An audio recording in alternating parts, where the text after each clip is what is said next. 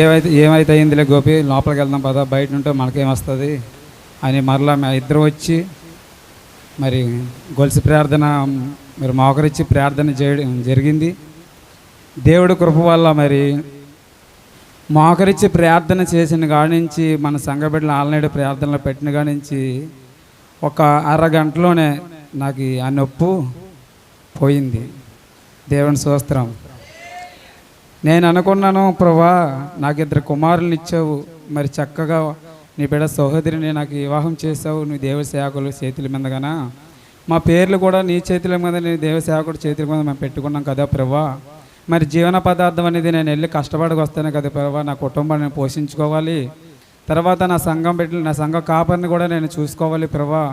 మరి నేను ఇచ్చే దాంట్లోనే నేను ముందు ఉండాలి ప్రభా. యేసయ్యా, ఎందుకు నేను వెనకబడట్లేదు కదా ఆ విషయంలోని, మరి నన్నెందుకు నాకు ఇన్ని శ్రమలు పెడుతున్నామని దేవుని మరి సూటిగా నేను అడగడం జరిగింది. ఎందుకంటే నేను ఇచ్చే దాంట్లో కూడా నేను మరి అనగాడికి వేయట్లేదు కాబట్టి దేవుడు నేను ఖచ్చితంగా అడిగాను. నేను ఆ కార్యం నాకు చేసాడు, కళ్ళెదురుగా నాకు కనబడ్డది. ఎందుకంటే నడుంచొలని తీసివేశాడు. మరి అదే మా అన్నని మరి 3 రోజుల క్రితం ఇల్లు అడిగాను, మా అక్కని అడగాలి, మా ఇంట్లో వాళ్ళని అడగాలి, అది ఇదని ఎన్నో చెప్పాడు. సరే వచ్చేది ఉంటే వస్తుందిలే, పోయేది ఉంటే పోతుంది, మన తలరాత మారితే మన కోలకాడికి ఆ జవాబు మన కాడికి వస్తుందిలే అని అనుకుని, ఇంకా ఆల్రెడీ ప్రార్థన అయిన తర్వాత ఆ రాత్రికాలం నా ఒంటరిగా ప్రార్థన చేయడం మొదలెట్టాను. ప్రార్థన చేసిన దానివల్ల, మన బిడ్డలు చేసిన ప్రార్థన వల్ల మరి ఉదయాన్నే నడుచుకుంటూ వెళ్తున్నాము. ఆయన వాకింగ్కి వెళ్తున్నాడు. వాకింగ్కి వెళ్తూ ఉంటే ఒక్కటే మాట అన్నాడు, మా అక్కని వెళ్ళి అడుగు అన్నాడు. మా అక్కని వెళ్ళి అడగానే నేను ఇంకా ఇంటికి వెళ్ళి శోభంగా బ్రష్ చేసి టిఫిన్ చేసి కంగారుగా వెళ్ళకుండా దేవుడికి ప్రార్థన చేసుకొని, ప్రభా మరి ఆ బిడ్డ వెళ్ళమన్నాడు. నాకంటే ముందు మీరు వెళ్ళి ఆ బిడ్డలో హృదయాలు మార్చి, నేను ఎంత సోపాయంగా మాట్లాడుతానో నా మాటకి వాళ్ళు విలువిచ్చి ఇల్లు ఇవ్వాలి ప్రభా ఆయన ఒకటే ప్రార్థన చేసుకెళ్ళాను. అక్క నాకు ఇల్లు కావాలి అక్క అని అడిగాను. ఫస్ట్ వందనాలు చెప్పి, తమ్ముడు ఇల్లు ఇస్తాను నీకు, మరి ఆ ఇల్లు బాగోలేదు, కరెంట్ మీటర్ మేము పెట్టిస్తాము, మరి అన్నీ చేయించుకో, ప్రస్తుతాన్ని మా కాడ ఏమి లేవని అన్నారు. మరి దాని కొరకు మరి మేము దిగుతున్నాము, అన్నీ చేయించుకుంటాము. మరి వాళ్ళు కూడా నాకు ఎంతో మంచి మాట చెప్పారు. నాకు అన్నీ 2 కంటికి కనబడలేని, చెవికి వినబడలేని 2 కార్యాలు జరిగాయండి ఆల్రెడీ ప్రార్థన వల్ల. మరి ఇది నాకు మామూలు విషయం కాదు, గొప్ప కార్యం చేశాడు దేవుడు. మీ ప్రార్థన ఎత్తుగది ప్రార్థనలు నేను జ్ఞాపకం చేసుకున్నందుకు మీకు నిండి వందనాలు. మరి అయ్యగారికి అమ్మగారికి నిండి వందనాలు. అందుకని ఇక్కడి నుంచి కూడా మీరు కూడా నా కోసం మీ ఎత్తుగది ప్రార్థనలో జ్ఞాపకం చేసుకోమని ఈ చిన్న సాక్ష్యం దేవుడు దీవించి ఆశీర్వదించిన గాక. ఆమేన్. యేసయ్య నీతో జీవించగానే నా బ్రతుకుగా మారేనులే, నాట్యమాడేను నాంతరంగము, విధి రక్షణానంద భాగ్యమే, నాట్యమాడేను నాంతరంగము, ఇదే రక్షణానంద భాగ్యమే, సుగుణాల సంపన్నుడా, శుద్ధిగానాల వారసుడా, జీవితును నిత్యము నీ నీడలో, ఆస్వాదితును నీ మాటల మకరందము. హల్లెలూయా. ఓ మాట చెప్తాను వినండి. సమయాలు చెప్పినట్లుగా అసలు యాక్చువల్గా ఈ సంవత్సరము ప్రారంభించే హాల్ నైట్లు మేము 5 నెలలు అయినాయండి. ఈ 5 నెలల హాల్ నైట్లో ఫస్ట్ హాల్ నైట్కే వచ్చింది సమయాలు. అంటే ఈ నెలలో జరిగిన హాల్ నైట్కే తొలిసారిగా అడుగుపెట్టాడు. తొలిసారిగా అడుగుపెట్టే సమయానికి అతనుకున్న సమస్యలు 2 అతనే చెప్పాడు. అతనుకున్న నడువు నొప్పి సమస్య, అలాగే ఈ ఊరిలో అద్దెకి ఇల్లు దొరకాలని. మరి ఆ సమస్యలతో వచ్చినటువంటి అతను సన్నిధిలో హాల్ నైట్కి వచ్చి హాల్ నైట్లో గడిపాడు. మరి దేవుడు ఏం చేశాడు చెప్పండి మీరే? ఆ 2 సమస్యలు తీసేసాడు. నేను అంటాను, హాల్ నైట్ ప్రార్థనలకి రండి, సమస్యలు పోగొట్టుకొని ఇంటికి వెళ్ళండి. 3వ విషయం మాత్రం మర్చిపోకండి. ఇంటికి వెళ్ళిన మీరు దైవ సన్నిధికి వచ్చి సమస్యలు నా దేవుడు తీసాడని సాక్ష్యం చెప్పి ప్రభువును మహింపరచండి. సంపూర్ణ రాత్రి ప్రార్థనకు రాక సమస్యలు పోవాలంటే పోవు, సాక్ష్యాలు చెప్పాలంటే చెప్పలేరు. కాబట్టి అది గమనించండి. సమయాల కుటుంబంలో దేవుడు అద్భుతమైన కార్యాలు ఇకపై కూడా చేయునుగాక. ఇంకా ఎవరైనా సాక్ష్యాలు చెప్పాలనుకున్న వాళ్ళు ఉంటే రండి.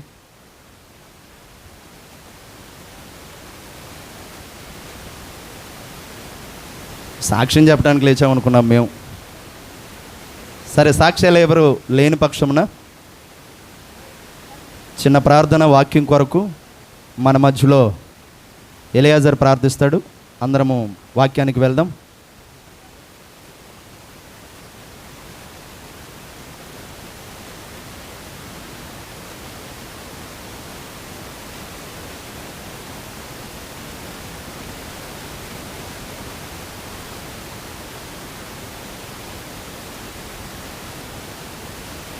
ప్రార్థన అంటే తల్ల వంచాలి, కళ్ళు మూయాలి, మోకాలు వేయాలి. ఈ 3 పనులు ముఖ్యం.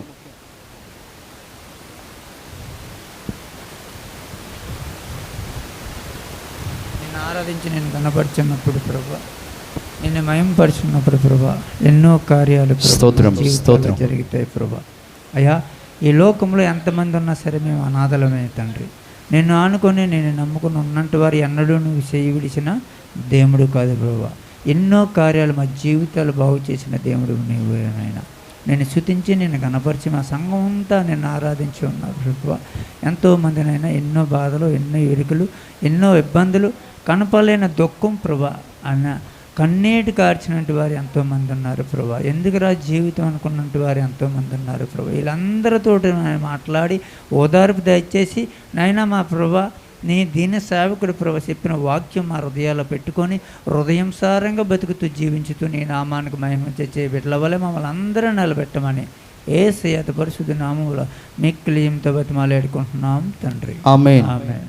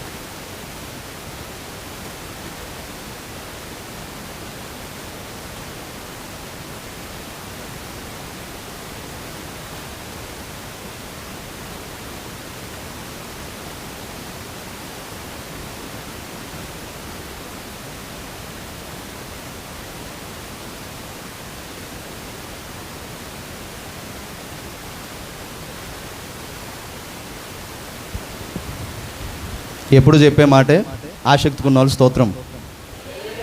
ఎలా చెప్పాలి స్తోత్రం? 2 చేతులు ఎత్తు కదా చెప్పాల్సింది. స్తోత్రం. సంతోషంగా ఉన్న వాళ్ళందరూ స్తోత్రం చెప్పండి, హల్లెలూయా. దుఃఖంతో ఉన్న వాళ్ళందరూ స్తోత్రం చెప్పండి, హల్లెలూయా. సమస్యలు పోయినాయి కదా సమయాలు. కాస్త మీ అందరి మైండ్లన్నీ కూడా దేవుని వాక్యం వైపుకి తిప్పడానికే ఒక మాట చెప్పి నేను సందేశానికి వెళ్తాను. మీ మొబైల్స్ ఏమైనా ఉంటే అవి సైలెంట్లో పెట్టుకోండి. మీ మనసులో ఏమైనా ఉంటే వాక్యమే పెట్టండి. కూర్చున్న వాళ్ళందరూ కూడా కుదురుగా కూర్చోండి. పైన ఉన్న వేడి మీద దృష్టి పెట్టకండి. 11 గంటలు ముగిచ్చేస్తాను, అది మాత్రం పక్కా కన్ఫర్మ్. టైం 10 మంచిది. నాకు కావాల్సిన కూడా అదే. ప్రియమైన దేవుని బిడ్డలారా, దేవుని మందిరానికి వచ్చే విశ్వాసులు చాలామంది దేవుని మందిరానికి చాలామంది చాలా రకాలుగా వస్తారండి. దేవుని మందిరానికి అలవాటుగా వచ్చేవారు, దేవుని మందిరానికి ఆనవాయితీగా వచ్చేవారు, దేవుని మందిరానికి ఆనందంతో వచ్చేవారు, దేవుని మందిరానికి ఆసక్తితో వచ్చేవారు, దేవుని మందిరానికి ఆశీర్వాదం కోసం వచ్చేవారు. ఎన్ని రకాల మంది గురించి చెప్పాను? మీరు కరెక్ట్గా చెప్పారనుకో, అసలు మీరు అందరు ఇక్కడే ఉన్నారు. ఎన్ని? 6. 5 గురించి చెప్పా. అలవాటుగా వచ్చేవారు, ఆనవాయితీగా వచ్చేవారు, ఆనందంతో వచ్చేవారు, ఆసక్తితో వచ్చేవారు, ఆశీర్వాదంతో వచ్చేవారు. మరి 5 6 అంటారు? మనసులందరూ ఎడబెట్టండి. ఈ 5 రకాల గుంపులో నువ్వు ఎలా వచ్చావు? అలవాటుగా వచ్చావా? ఆనవాయితీగా వచ్చావా? ఆసక్తిగా వచ్చావా? ఆనందంతో వచ్చావా? ఆశీర్వాదం కోసం వచ్చావా? ఇలా ఒక సేవకుడు సంఘానికి ఇలా అడిగితే, సంఘంలో ఉన్న అతను చేయెత్తి ఏమంటున్నాడు తెలుసా? పాస్టర్ గారు, నేనైతే ఆశీర్వాదం కోసం వచ్చాను అన్నాడు. ఆశీర్వాదం కోసం వచ్చా. ఇక్కడ కూర్చున్న వాక్యం ఆలకిస్తున్న మీరందరూ ఎంతమంది ఆశీర్వాదం కోసం వచ్చారో, ఎంతమంది ఆనవాయితీగా వచ్చారో, ఎంతమంది అలవాటుగా వచ్చారో, ఎంతమంది ఆశతో వచ్చారో, ఎంతమంది ఆనందంతో వచ్చారో, ఆ ఆనందము, ఆశ, ఆసక్తి అనేది ఇక్కడ నిలబడి వాక్యం చెప్పే సేవకుడికి మీ కళ్ళను చూస్తే అర్థమైద్ది, మీకున్నటువంటి తృష్ణను చూస్తే అర్థమైద్ది, మీరు పడే ఆపసోపాలు పడితే ఆ ఆపసోపాలను చూసి కూడా అర్థమైంది. ఏమర్థమైంది? ఆశీర్వాదం కోసం వచ్చారా? ఆశీర్వాదం కోసం వచ్చేవాడు ఎన్ని ఇబ్బందులైనా, ఎంతసేపు అయినా, ఎంత కష్టమైనా ఆశీర్వాదం కోసం వచ్చేవాడు ఎంతసేపు అయినా దేవుని సన్నిధిలో ఉంటాడు. ఆశీర్వాదం అనేది ఊరకు వచ్చేది. ఆశీర్వాదం అనేది ₹1,00,00,000 ఇచ్చుకుంటే దక్కదు. ఆశీర్వాదం లోకంలో ఎక్కడ దొరకదు. ఆశీర్వాదం ఏ వ్యక్తి మరొక వ్యక్తికి ఇవ్వలేడు. ఆశీర్వాదం మీకు వాక్యం చెప్తున్నాడే, మీ బోధకుడు కూడా మీకు ఇవ్వలేడు. మరి ఆశీర్వాదం ఇచ్చేది ఎవరు? ఆశీర్వాదమునకు యోగ్యుడైన ఒక్క యేసుక్రీస్తు వారు మాత్రమే. కొడి చప్పట్లో సార్ దేవుని స్తోత్రం చెప్పు. హల్లెలూయా. ఆశీర్వాదం ఆయన ఒక్కడే ఇవ్వగలడు. దేవుడు ఒక్కడే ఇవ్వగలడు. ఆయన ప్రధాన యాజకుడు, ఆయన అద్భుతమైన దేవుడు. మరి ఆ ఆశీర్వాదం కోసం వచ్చిన మనందరికీ ఆయన చెప్పే మాట ఏంటో తెలుసా? ఉండు ఆయన సన్నిధిలో ఎంతసేపు అయినా. ఆయన సన్నిధికి ఆసక్తితో రా.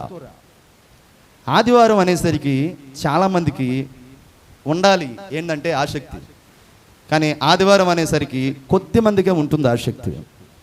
కేవలం మన సంఘం గురించి చెప్పట్లా, చాలా సంఘానికి వెళ్ళే వాళ్ళని గమనిస్తున్నాను నేను. ఆదివారం ఏదో వెళ్ళాలి, ఏదో కూర్చోవాలి. ఒక విషయం చెప్పనా, ప్రతి విశ్వాసి దేవుని మందిరంలో కనీసం 3 గంటలు కూర్చోవాలి. ప్రతి విశ్వాసి దేవుని మందిరంలో కనీసం 3 గంటలు కూర్చోవాలి. 8:30కి ప్రారంభించాం, 3 గంటలు లెక్కేయండి. ఎన్నింటికి వదలాలి? మీరు అలా చూడకండి, మీరు సమాధానం చెప్పండి, నేను వింటా. 12ంటికా? 11:30కి, 8:30కి ప్రారంభించాం, 11:30కి వదలాలి. నా ప్రియ దేవుని బిడ్డలారా, నాకు ఒక చెల్లి అనింది, ఇంకాస్త మీరు ఎక్కువ చెప్పినా మేము వింటామని. కాకపోతే అమ్మాయి చెప్పింది, కొంతమంది చెప్పలా. ప్రియమైన దేవుని బిడ్డలారా, మనం వాక్యం వినే కొద్దీ వినాలనిపించాలి, ప్రార్థన చేసే కొద్దీ చేయాలనిపించాలి, పాటలు పాడే కొద్దీ పాడాలనిపించాలి, దేవుని సన్నిధికి వచ్చే కొద్దీ ఇది ఒక్కటే జరగట్లా. దేవుని సన్నిధికి వచ్చే కొద్దీ ఏం వెళ్తాంలే, ఈ వారం ఆగిపోదాం, ఏముందాంలే ఈ వారం కాకపోతే వచ్చే వారం. ప్రియమైన దేవుని బిడ్డలారా, తినే కొద్దీ ఏమొచ్చుద్ది? పొట్టొచ్చుద్ది. వినే కొద్దీ దేవుని మాటలు ఏమొచ్చుద్ది? విశ్వాసం వచ్చింది. విశ్వాసం వల్ల నువ్వు దేవునికి ఏమవుతావు? ఇష్టుడివి, ఇష్టురాలు అవుతావు. దేవునికి ఇష్టమైపోయావు అనుకో, దేవుడు ఎప్పటికీ నిన్ను విడిచిపెట్టడు. కొట్టు చప్పట్లో ఒకసారి దేవునికి స్తోత్రం చెప్పండి ఒకసారి. హల్లెలూయా. ఒక ప్రశ్న వేసి వాక్యం ప్రారంభిస్తా, అలవాటు కదా. చెప్పండి సమాధానం. ఆన్లైన్లో అద్భుతంగా చెప్పారుగా, ఇప్పుడు చెప్పండి. నా ప్రియ దేవుని బిడ్డలారా, బైబిల్ గ్రంథంలో దేవునికి ఇష్టమైనటువంటి వ్యక్తి ఎవరండి? తప్పైనా ఒప్పైనా చెప్పండి, డైరీ మిల్క్ ఖచ్చితంగా ఉంటుంది. అది ఎప్పుడు ఇస్తానో చెప్పను, ఖచ్చితంగా ఇస్తాను. ఎవరైనా చెప్పండి, స్త్రీలైనా చెప్పండి, పురుషులైనా చెప్పండి, దేవునికి ఇష్టమైన వ్యక్తి ఎవరు? అందరా? అబ్రహామా? ఇంకా చెప్పండి. ఇతడు నాకు ఇష్టుడు అని దేవుడే చెప్తాడు. అబ్రహాం దేవునికి స్నేహితుడు, ఇష్టుడు కాదు.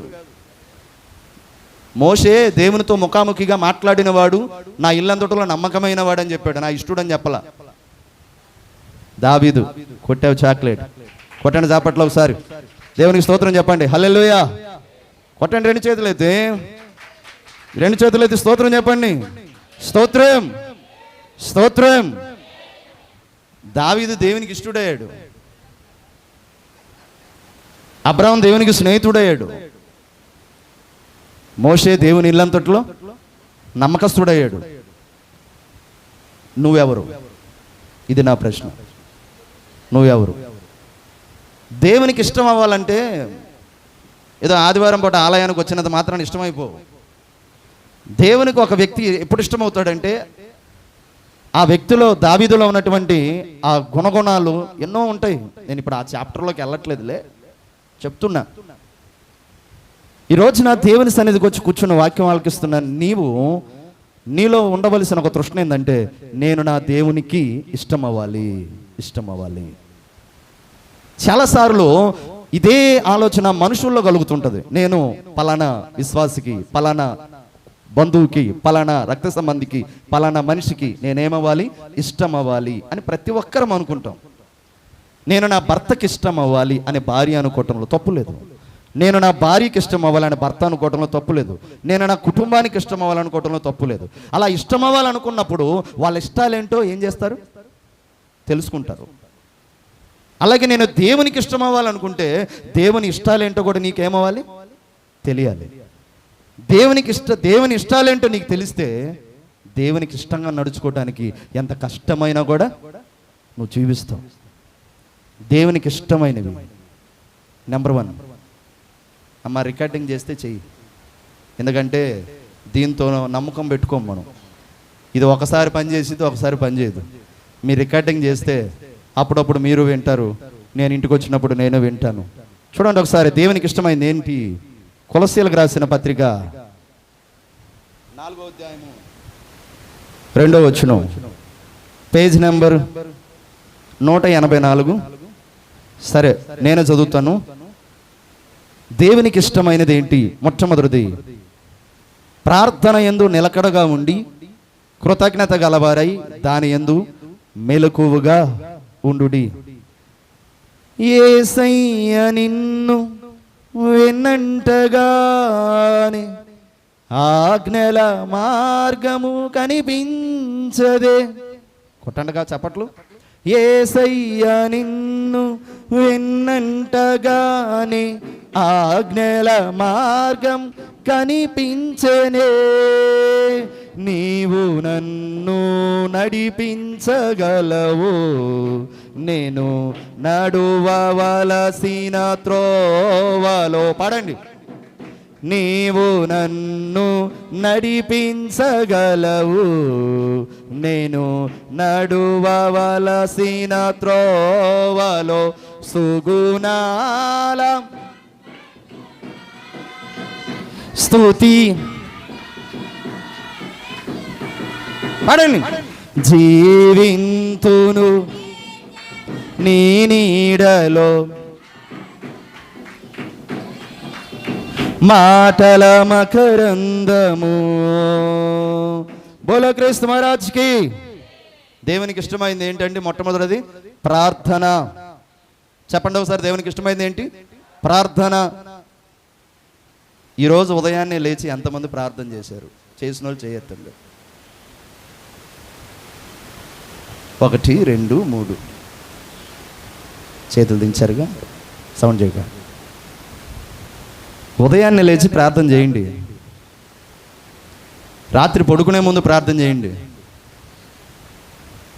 ఊరు వెళ్ళేటప్పుడు ప్రార్థన చేసుకోండి, పనులకు వెళ్ళేటప్పుడు ప్రార్థన చేసుకోండి. మీరు ఎక్కడికి వెళ్తున్నా ప్రార్థనతో ప్రారంభించండి, ప్రార్థనతో ప్రయాణం చేయండి.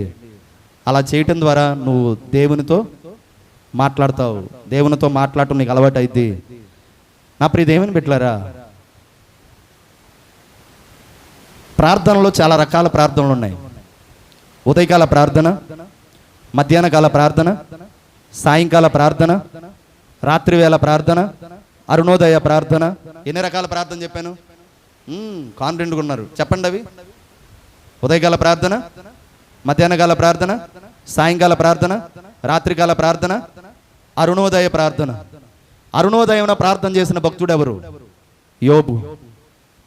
నా ప్రియ దేవుని బిడ్డలారా, ప్రతి ఉదయం, ప్రతి మధ్యాహ్నం, ప్రతి సాయంకాలము, ప్రతి దినము ముమ్మారు ప్రార్థన చేసిన భక్తుడు ఎవరు? దానియేలు. రోజుకి 7 సార్లు దేవుని స్తుతించిన భక్తుడు ఎవరు? దావీదు.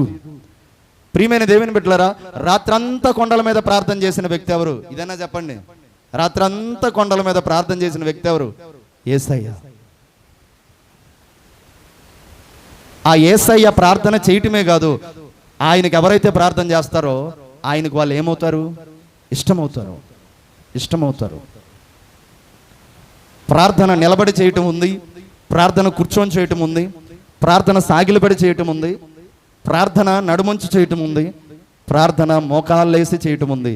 ఈ 5 రకాల ప్రార్థనలో ఏది శ్రేష్టమైన ప్రార్థన తెలుసా? మోకాళ్ళ ప్రార్థన. కొట్టు చప్పట్లు ఒకసారి. దేవునికి స్తోత్రం చెప్పండి. హల్లెలూయా, హల్లెలూయా. మోకాళ్ళ ప్రార్థన చాలా శక్తివంతమైనది. నువ్వు ఎప్పుడైతే మోకాళ్ళు ఉంచుతావో, నీ మోకాళ్ళు ఎప్పుడైతే నల్లబడతాయో, నీ ముఖం అప్పుడు తెల్లబడిద్ది. ముఖం తెల్లబడాలంటే ఫెయిర్ అండ్ లవ్లీ రాస్తారు, ముఖం తెల్లబడాలంటే పాండ్స్ పౌడర్ రాస్తారు, ముఖం తెల్లబడాలంటే రకరకాల సోపులు కొనుక్కొని మరీ రుద్దుకుంటారు, పోసుకుంటారు, చూసుకుంటారు. ఎందులో? అద్దం ముందుకు వచ్చి నిలబడి. కానీ నీ ముఖం ఎప్పుడు తెల్లబడుతుంది తెలుసా? నీ మోకాళ్ళు నల్లబడినప్పుడు, నువ్వు మోకాళ్ళు వేసి ప్రార్థన గంటల తరబడి చేసినప్పుడు, నీ మోకాళ్ళు ఎప్పుడైతే కాయలు కాస్తాయో, నీ మోకాళ్ళు ఎప్పుడైతే నల్లగా అవుతాయో, నీ ముఖం అప్పుడు ప్రకాశవంతమైన తేజస్సుగా మారిద్ది.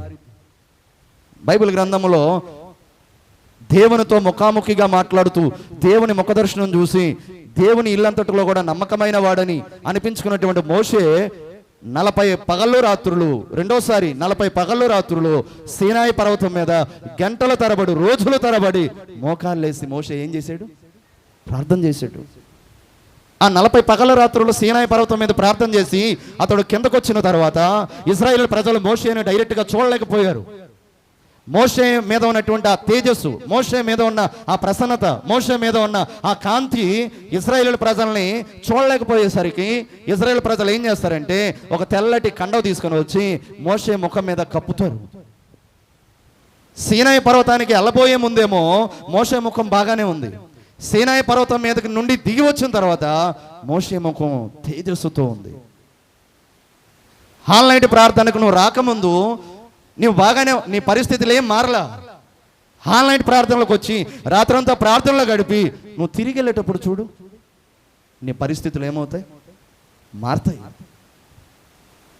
అందుకు ఉదాహరణ మన సన్నిధిలో సాక్ష్యం చెప్పిన తమ్ముడే.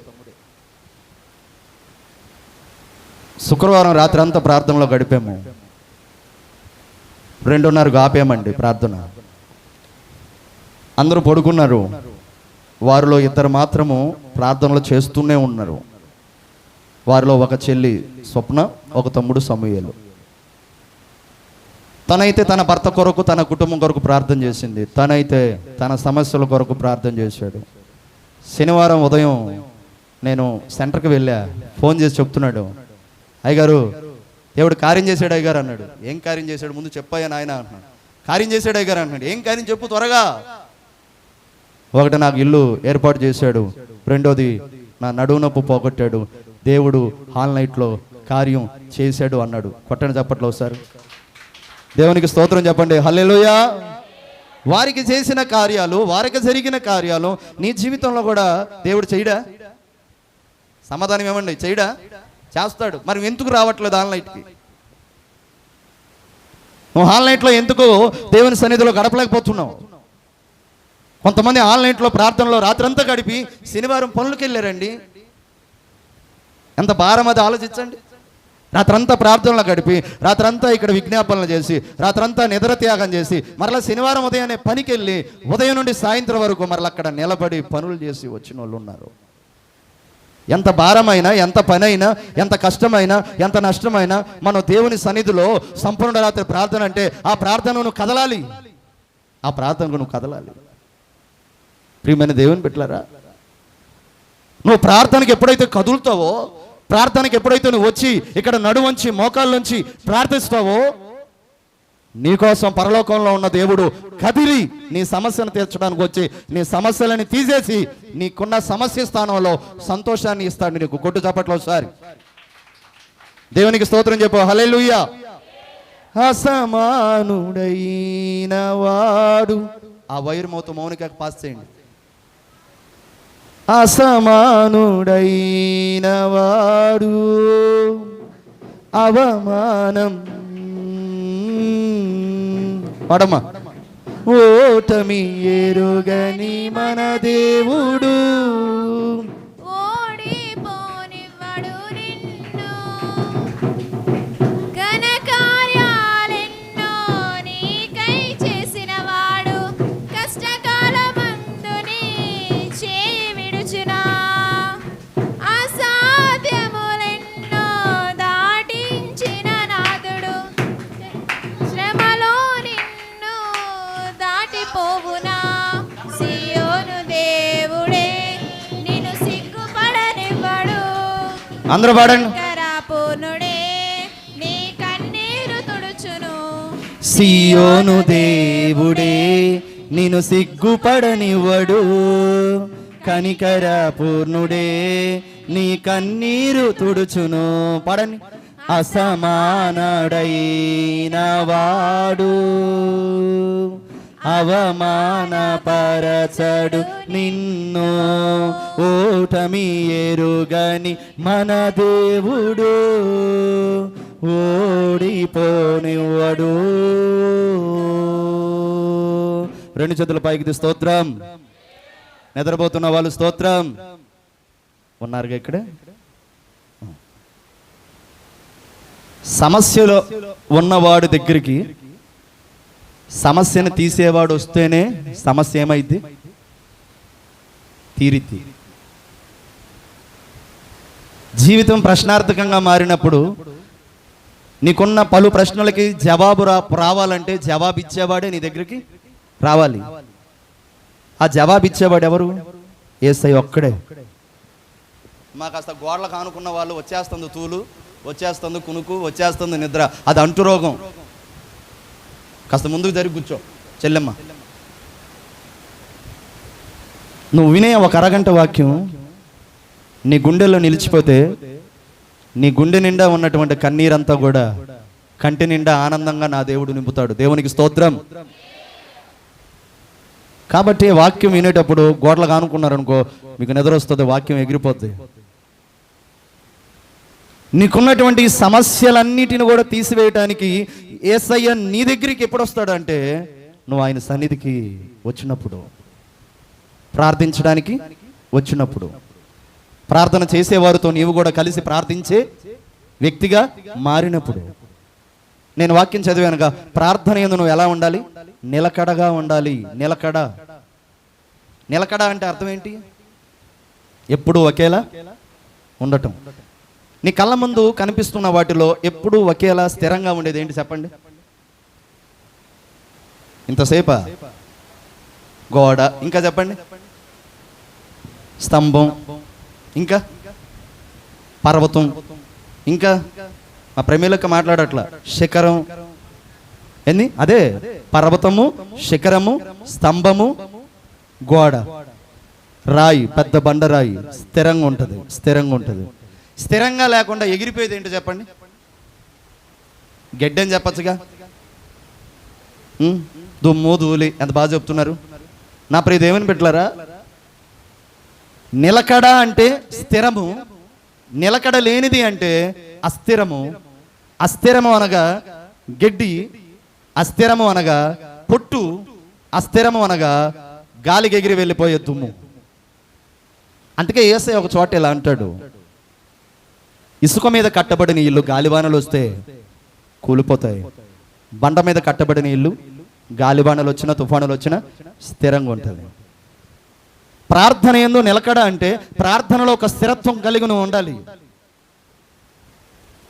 ప్రార్థనలో స్థిరం, భక్తిలో స్థిరం, మోకాల ప్రార్థనలో స్థిరం, గంటల తరబడి చేసిన ప్రార్థనలో స్థిరంగా ఉండాలి. స్థిరంగా ఉన్నావా? అడిగితే ఏమంటావో తెలుసా? అబ్బో ఒకప్పుడు నేను ప్రార్థన చేస్తే దేవుడు ఎక్కడో ఉండడండి, నా దగ్గరకు వచ్చి వాలిపోతాడండి. అవును నిజమే, వాళ్ళు ఉండొచ్చు. మరి అప్పుడున్న ప్రార్థన ఇప్పుడు ఏమైంది? అప్పుడున్న ప్రార్థన పట్ల తృష్ణ ఇప్పుడు ఏమైందంటే చాలామంది సింపుల్గా చెప్పేది ఏంటో తెలుసా? అప్పుడంటే వయసు అండి, అప్పుడంటే బలం అండి, అప్పుడంటే శక్తి అండి, ఇప్పుడు ప్రార్థన చేయాలన్న శరీరం సహకరించట్లా. కొంత దూరం నడవగానే కాళ్ళకేమొస్తున్నాయి, మోకాళ్ళ నొప్పులు వస్తున్నాయి, నడుమంచాలన్నా కూడా నడుము పట్టేస్తుంది. ఇక నేను ఎప్పుడు ప్రార్థన చేసేది? మరి బైబిల్లో 120 సంవత్సరాలు బ్రతికిన మోషేకి కళ్ళు మందం అవ్వలేదు, మోకాళ్ళు కూడా నొప్పి రాలేదు. 120 సంవత్సరాలు బ్రతికిన మోషే తను చనిపోయే దినం వరకు కూడా ప్రార్థన ఏమాత్రం విడవలేదు. బైబిల్ గ్రంథంలో యాకోబు, దేవునితో పెనుగులాడిన యాకోబు తన మరణశాలలో ఉన్నప్పుడు కూడా మోకాళ్ళతో ప్రార్థన చేసి తన ప్రాణాన్ని విడిచాడు తెలుసా? ప్రార్థన చేస్తూ తన ప్రాణాన్ని విడిచాడు యాకోబు.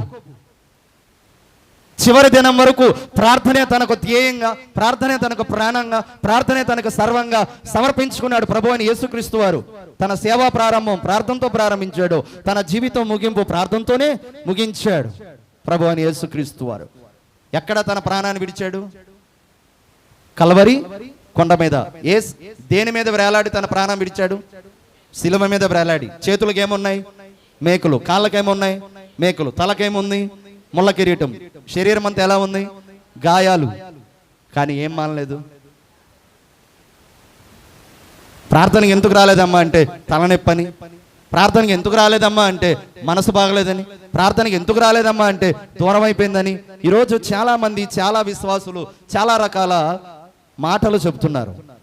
కానీ ప్రభువైన యేసుక్రీస్తు వారు చెప్పచ్చు అక్కడ, నా చేతుల్లో గాయాలు, నా కాళ్ళకు మేకులు, నా తలకు ముళ్ళ కిరీటం, నా శరీరం అంతా ఇదిగో గాయములు, రక్తమయము. నేను ప్రార్థన చేసేటట్టు లేనయ్యా, నేను ప్రార్థన చేయలేనయ్యా అనాలి. కానీ అన్నాడా? అల్లా. సత్యవతమ్మకి ఎలా నిద్ర వస్తుందో అల్లా. అంత రక్తమయం అయినా కూడా తన ప్రార్థన పట్ల నిలకడగలిగి ఉన్నాడు. ఎందుకనంటే యేసయ్యకు ఉన్నటువంటి ఆశ, ఆకాంక్ష ఒకటే, నేను నా తండ్రికి ఏమవ్వాలి? ఇష్టున్నవ్వాలి. యాకోబుకున్న తృష్ణ ఒకటే, నేను నా దేవునికి ఇష్టున్నవ్వాలి. దావీదుకున్న తృష్ణ ఒకటే, నేను నా తండ్రికి ఇష్టున్నవ్వాలి. మోషేకున్న తృష్ణ ఒకటే, నేను నా దేవునికి ఇష్టున్నవ్వాలి. నువ్వు కూడా మన దేవునికి ఇష్టమవ్వాలన్న తృష్ణతో నువ్వు మందిరానికి వస్తే నువ్వు ఎలా ఉంటావు తెలుసా? ప్రార్థన చేయకుండా ఆగలేవు. పాడకుండా ఉండలేనయ్యా, నిన్ను పొగడకుండా బ్రతకలేనయ్యా. స్పీడ్ కొట్టరా. పాడకుండా ఉండలేనయ్యా, నిన్ను పొగడకుండా బ్రతకలేనయ్యా. ఊహించలేదయ్యా ఈ మేలులన్నీ, తలంచలేదయ్యా ఈ గొప్ప కార్యములు. ఊహించలేదయ్యా, చప్పట్లు. ఈ మేలులన్నీ తలంచలేదయ్యా నీ గొప్ప కార్యములు. పాడకుండా ఉండలేనయ్యా, నిన్ను పొగడకుండా బ్రతకలేనయ్యా. మీరు పాడండి.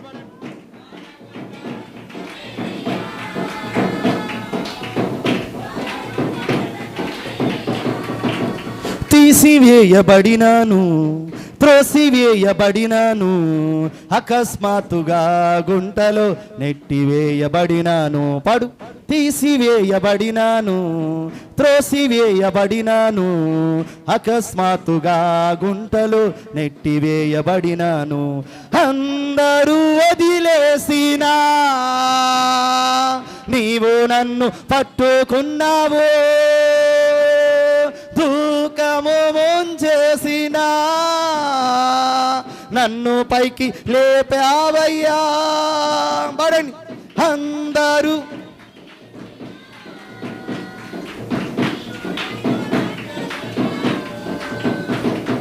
దూకము ముంచేసినా నీవు నన్ను పైకి లేపావు. పాడకుండా ఉండలేనయ్యా, నేను పొగడకుండా బ్రతకలేనయ్యా. యేసయ్యా పాడకుండా ఉండలేనయ్యా, నిన్ను పొగడకుండా బ్రతకలేనయ్యా. ఊహించలేదయ్యా, తలంచలేదయ్యా, దేవునికే మహిమ కలుగునుగాక. నిద్రతో ఉన్న వాళ్ళందరూ స్తోత్రం చూద్దాం. హల్లెలూయా. దేవుని సన్నిధికి ఎన్ని రకాలుగా వచ్చే వాళ్ళ గురించి చెప్పానండి. ప్రార్థనలు ఎన్ని రకాలని చెప్పాను. ప్రార్థన చేసిన భక్తులు ఎవరెవరి గురించి చెప్పాను. మోషే, దావీదు, యాకోబు, దానియేలు గురించి చెప్పలేదురా. ఇంకెవరి గురించి చెప్పాను. యేసయ్య, యోబు. వీళ్ళందరూ ఎవరికి ఇష్టం అవ్వాలన్న తృష్ణ, దేవునికి ఇష్టం అవ్వాలన్న తృష్ణ.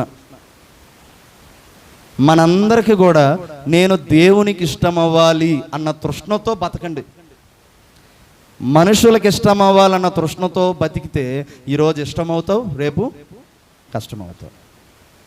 మీ ముందు నిలబడి వాక్యం చెప్తున్నానే, నా జీవితంలో అనుభవాలు కోకళ్ళలు. మనుషులకు ఇష్టంగా ఉండాలి, మనుషులు ఉంటే చాలు, మనుషులే కావాలి, మనుషులతోనే ఏదైనా సమస్యలు సంతోషమైన చెప్పుకోవాలి, పంచుకోవాలి అనుకునే మైండ్ సెట్ నాది. ఎప్పుడు ఈ వాక్యం నన్ను ఆదరిస్తుంది.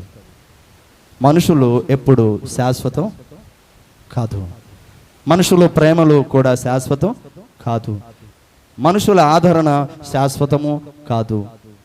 మనుషులు ఈరోజు ఉంటారు, రేపు ఉండరు. ఏ మనిషి నీతో శాశ్వత కాలం ఉండడు, కానీ నీతో ఎప్పుడు ఉండేది నిన్ను విడవకుండా ప్రభు అని యేసుక్రీస్తు వారు మాత్రమే. కొట్టు చప్పట్లు. దేవునికి స్తోత్రం. ఆయన ఒక్కడే ఉండగలడు నీతో. నీ పరిస్థితి ఏమైనా ఉండగలడు, నీ పరిస్థితి ఎలా ఉన్నా ఉండగలడు. నీ పరిస్థితి బాగలేకపోయినా నీతో ఉంటాడు. నీ ఇంట్లో కష్టం ఎక్కువ ఉన్నా ఉంటాడు, నీ గుండె నిండా దుఃఖం ఉన్నా ఉంటాడు. మరి ఉండని వాళ్ళు ఎవరు చెప్పండి? మనుషులే. నిజంగా దేవుని ప్రేమ ఉన్న వాడే, దేవుని ప్రేమతో నిండిన వాడే కష్టం నీలో ఉన్నా కూడా నీతో ఉంటాడు. దేవుని ప్రేమ ఉన్నవాడే, దేవుని ప్రేమ ఉన్న వాళ్ళే నువ్వు ఇబ్బందుల్లో ఉంటే నీతో ఉంటాడు. నీ ఇబ్బందిని తన ఇబ్బందిగా భావిస్తాడు, నీ కష్టాన్ని తన కష్టంగా భావిస్తాడు, నీ సమస్యను తన సమస్యగా భావిస్తాడు. ఈరోజు ఆ ప్రేమ ఉండాలి సంఘంలో, తెలుసా? ఈరోజు ఆ ప్రేమ ఉండాలి, అప్పుడే సంఘం దేవునికి ఇష్టమైతే. ఈరోజు ఆ ప్రేమ ఉండట్ల సంఘంలో. ఎవడి కష్టం వాడిదే, ఎవడి బాధ వాడిదే, ఎవడి సమస్య వాడిదే, ఎవడి ప్రాబ్లం వాడిదే అన్నట్టుకుంది. సంఘం అలాంటిది కాదండి. లోకం వేరు, సంఘం వేరు. లోక బంధాలు వేరు, సంఘ బంధం వేరు. లోక పోకడ వేరు, సంఘ పోకడ వేరు. లోక నడవడిక వేరు, సంఘ నడవడిక వేరు. లోకంలో ఉన్నవాడి తృష్ణ వేరు, సంఘంలో ఉన్నవాడి తృష్ణ వేరు. సంఘం అనేది ఎలాంటిది అని అంటే చెప్పన, ప్రభు తన ప్రాణాన్ని పెట్టి వెలగా తన ప్రాణాన్ని అర్పించి కొనబడినదే సంఘం. ఆ సంఘంలో ఉన్న వారందరూ కూడా ఒక బంధం. ఏంటి? బంధం. ఈరోజు సంఘంలో ఉన్నటువంటి మనందరిలో కూడా ఆ బంధం ఉండాలి, ఆ ప్రేమ ఉండాలి. ఒకరికి కష్టం వస్తే మిగతా కుటుంబాలన్నీ కూడా కన్నీరు గార్చి మోకరించి ప్రార్థించాలి. బాధలో ఉన్న వాళ్ళ దగ్గరికి అవసరమైతే వాళ్ళే వెళ్ళాలి. ఈరోజు సంఘాలు చాలా ఉన్నాయి, సేవకులు చాలా మంది ఉన్నారు, విశ్వాసులు కోకోల మంది ఉన్నారు. అయితే కష్టం వస్తే పరిగెత్తుకొని వచ్చే వాళ్ళు ఎవరా అనేది నువ్వు గుర్తెరగాలి. కష్టం వస్తే పరిగెత్తుకొని వచ్చేవాళ్ళు ఎవరా అని గుర్తెరగాలి. సంఘంలో కూడా సంఘ విశ్వాసికి కష్టం ఉందని తెలిస్తే తోటి విశ్వాసి సేవకుడే అక్కర్లేదండి. నీ విశ్వాసకి ఇబ్బందా, నువ్వు వెళ్ళి పలకరించు, నువ్వు వెళ్ళి ప్రార్థించు, నువ్వు వెళ్ళి ఓదార్చు, నువ్వు వెళ్ళి ఆదరించు. ఇంకో ప్రశ్న వేస్తాను, చెప్పండి. గొర్రెలను కంటాయా, కాపరి గొర్రెలను కంటాడా? చెప్పండి. అదే గొర్రెలనే కంటాయి. కాపరి ఏం చేస్తాడు? కనడు, కాచుతాడు, మేపుతాడు, దండిస్తాడు, చంకనెత్తుకుంటాడు, వాక్యం ద్వారా పోషిస్తాడు. ఇప్పుడు సంగమంగా చెప్పబడుతున్న గొర్రెలు మీరైనప్పుడు మీరే గొర్రెలను కనాలి అని అంటే, ప్రియమైన దేవుని బిడ్డలారా, ఒక స్త్రీ పురిటి నొప్పులతో ఒక బిడ్డను కనేటప్పుడు పురిటి నొప్పులు, ప్రసవ వేదన ఎంత నొప్పి అనుభవించి ఒక బిడ్డను జన్మనిచ్చుతో, సంఘంలో ఉన్నటువంటి ప్రతి విశ్వాసి కూడా సంపూర్ణ రాత్రి ప్రార్థనకు వచ్చి, గొలుసు ప్రార్థనలకు వచ్చి, కన్నీటి ప్రార్థన అనే పురిటి నొప్పులు, కన్నీటి ప్రార్థన అనే ఉపవాస ప్రార్థన అనే ప్రసవ వేదనతో నువ్వు మోకాళ్ళేసి, నువ్వు ప్రార్థించి, నువ్వు రోధించి, నువ్వు విజ్ఞాపన చేసినప్పుడు ఓ బిడ్డను కంటావు నువ్వు, ఓ గొర్రెని కంటావు నువ్వు.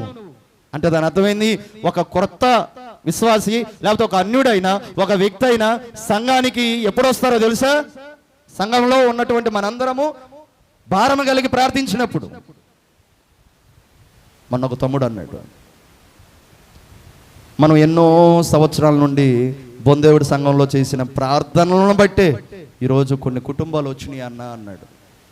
కొన్ని కుటుంబాలు సంఘానికి వచ్చినాయి అన్న అన్నాడు. అప్పుడెప్పుడో కొన్ని సంవత్సరాల క్రితం చేసిన ప్రార్థన ఈరోజు కొన్ని కుటుంబాలు రావటానికి గల కారణం ఏమంటారు అని అంటే, ప్రార్థన చేసిన వ్యక్తి సంవత్సరాలు గడిచిపోయిన తర్వాత చేసిన వ్యక్తి చనిపోవచ్చేమో, చేసిన వ్యక్తి మరిచిపోవచ్చేమో, చేసిన వ్యక్తి జ్ఞాపకం పెట్టుకోకపోవచ్చేమో, కానీ ప్రార్థన చేసిన వ్యక్తి చనిపోయిన ప్రార్థన మాత్రం చావదు. ప్రార్థనకి ఏముండదు? మరణం ఉండదు. ప్రార్థనకి ఏముండదు?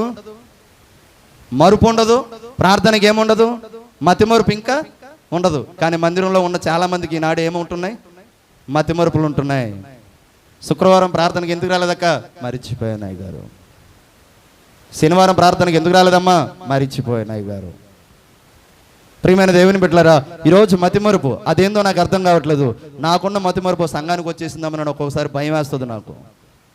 నాకున్న మతిమరుపు రాకూడదు. ఈరోజు అదే మతిమరుపు మా ఇంట్లో వాళ్ళందరికీ వచ్చేసింది. మా అమ్మకు వచ్చింది, మా చిన్నమ్మ గారికి వచ్చింది, మా అత్తయ్య గారికి వచ్చింది. అందరికీ మతిమరుపే. చివరికి మా ఫ్యామిలీకి ఒక పేరు పెట్టా నేనే, మతిమరుపు కుటుంబం. కొట్టండి చప్పట్లో, దేవునికి స్తోత్రం చెప్పండి, హల్లెలూయా. మతిమరుపు కుటుంబం అండి.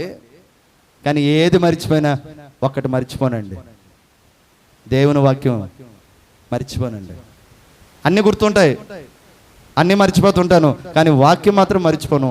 ప్రియమైన దేవుని బిడ్డలారా, అందుకనే నేను వాక్యం చెప్పిన తర్వాత కొంతమంది దగ్గరికి వెళ్ళి అడుగుతుంటా, వాక్యం ఎలా చెప్పాను, వాక్యం ఏం చెప్పాను. అప్పుడు మీరు ఏమంటారు తెలుసా? వాక్యం భలే చెప్పారు అయ్య గారు అంటారు. కొంతమంది అబ్బా వాక్యం సూపర్గా చెప్పారు అయ్య గారు అంటారు. మీరు అలా చెప్పడం కన్నా జస్ట్ తలవపండు చాలు, వాక్యం బాగా చెప్పారు. వచ్చే ఆదివారం ఏం వాక్యం చెప్పానని గత వారం చెప్పిన వాక్యం అడిగినప్పుడు అప్పుడు మీరు చెప్పాలి, ఏం వాక్యం చెప్పానంటే ఏం చెప్తారో తెలుసా మీరు? ఆ వాక్యమే. ఏం వాక్యం చెప్పామమ్మా? ప్రారంభంలో ఏం వాక్యం, ముగింపులో ఏం వాక్యం, కాస్త చెప్పండి అమ్మా అంటే మీరేం చెప్తారు తెలుసా? ప్రేమిలక్క కాస్త తట్టు అక్కనే ఏం చెప్తారు తెలుసా? ఆ వాక్యమే. సంఘంలో పాస్టర్ గారు అడిగాడంట, పోయిన వారం విన్న వాక్యం ఏంటి చెప్పంటే, ఓ విశ్వాస అనిందంటే ఇలా ఆ వాక్యమే అనిందంట. ఇంకొక విశ్వాసం ఇలా అన్నాడంట, అయ్యగారు ఆ వాక్యం కాదు, ఆ వాక్యం, ఆ వాక్యం. ఇంకొక విశ్వాసం ఇలా అనిందంట. 3 విషయాలు చెప్పారు అయ్యగారు. ఏంటమ్మా నీకన్నా గుర్తున్నట్టుందిలే అని సంతోషపడ్డాడు. 3 అంశాలు చెప్పారు అయ్యగారు అంటుంది, విషయం చెప్పట్లా. 3 రకాల వాటి గురించి చెప్పారు అయ్యగారు అంటుంది. ముందు విషయం చెప్పమ్మా, ఏం వాక్యం చెప్పానమ్మా? వాడేమో ఆ వాక్యం అన్నారు, వీరేమో ఆ వాక్యం అన్నారు, నువ్వేమో 3 అంటున్నావు, ఏంటి త్వరగా చెప్పు, టైం అవుతుంది నేను వాక్యం చెప్పాలంటే. ఆమె ఏమంటుంది తెలుసా? స్తోత్రం, హల్లెలూయా. మీరు చెప్పకండి, ఆమేన్. విన్నారా? స్తోత్రం, హల్లెలూయా, ఆమేన్ అంటే ఆమె గుర్తున్నవేంటి? వాక్యం ప్రారంభమైన దగ్గర నుండి వాక్యం అయిపోయేంత వరకు మనిషి ఇక్కడే ఉంది, మనసు ఎక్కడో ఉంది, మనిషి ఇక్కడే ఉంది, తూలుతూ ఉంది. కానీ వెంటనే పాస్టర్ గారు స్తోత్రం అనగానే తులుక్కుమని లేచింది, హల్లెలూయా అనగానే తులుక్కుమని లేచింది, ఆమేన్ అనగానే తులుక్కుమని లేచింది. తులుక్కుమని లేచి అన్ని లైట్లు అన్నీ ఇట్లా చూసుకుంటా ఉంది. ఆమె గుర్తున్నది 3: స్తోత్రం, హల్లెలూయా, ఆమేన్. ఇంటికి వెళ్ళిన తన భర్తగా అడిగితే చెప్తుంది. భర్త అడిగాడు, ఏం వాక్యం చెప్పాడమ్మా పాస్టర్ గారు? వచ్చేవారు నేను వెళ్ళాలి, ఈ వాక్యమే, స్తోత్రం, హల్లెలూయా, ఆమేన్. ఏ వాక్యం చెప్పారక్క? నేను మిస్ అయ్యానక్క, ఈరోజు నీ పక్కన కూర్చునేదానక్క, చెప్పక్క అని పక్కన విశ్వాసం అడిగింది. ఏ వాక్యం? ఈ వాక్యం అమ్మా, చాలా పెద్ద వాక్యం చెప్పాడు, స్తోత్రం, హల్లెలూయా, ఆమేన్. పాస్టర్ గారికి ఈ మాట చెప్పగానే ఆయనకు బల్బులు ఆగిపోయింది. స్తోత్రం, హల్లెలూయా, ఆమేనా అంటే మిగతా వాక్యం అంతా ఈ చెవితో విని ఈ చెవితో పోయింది. అలా ఉండకుండా మీరు గట్టిగా స్తోత్రం చెప్పండి. హల్లెలూయా, హల్లెలూయా. మతిమరుపు మీకు ఉండకుండా దేవుడు మిమ్మల్ని కాపాడును గాక. విన్న వాక్యం విడిచిపెట్టకుండా మీ అంతరంగంలో ప్రవేశించును గాక. వాక్యం ప్రకారంగా మనమందరము సాగుదుము గాక. వాక్యం అనే హృదయం అనే పలక మీద వాక్యం రాసుకొని ఆ వాక్యం అనే అద్దం ముందు మనం ఎప్పుడు నిలబడదుము గాక.